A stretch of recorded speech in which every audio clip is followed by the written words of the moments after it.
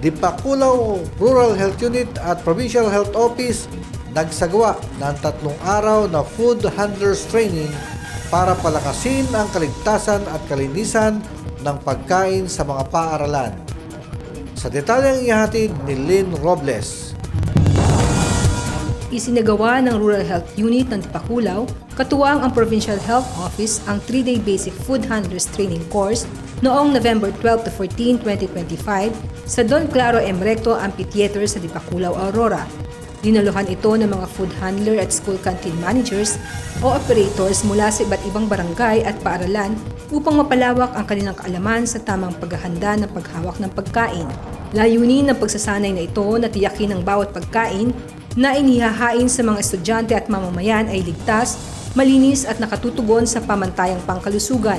Tinalakay dito ang mahalagang paksa tulad ng personal hygiene, proper food storage, contamination prevention, sanitation practices at tamang proseso ng pagluluto.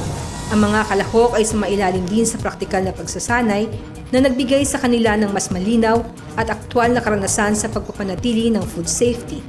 Sa pamamagitan ng programang ito, patuloy na pinagtitibay ng RHU Dipakulaw at PHO ang kanilang pangako na pangalagaan ng kalusugan ng komunidad, lalo na ng mga batang umaasa sa pagkain sa loob ng paaralan.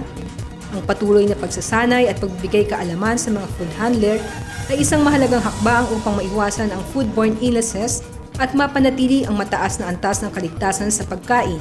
Sa huli, ang inisyatibang ito ay hindi lamang pagsasanay, kundi isang mahalagang pamumuhunan para sa kalusugan ng bawat Dipakuleño. Tinitiyak nito na ang mga inihahandang pagkain ay hindi lamang masarap, kundi higit sa lahat ligtas at makapagpapalusog sa sinumang kumakain nito. Ako si Lynn Robles, nag-uulat para sa PJ in Action, all-out serbisyo ng Kapitolyo para sa publiko.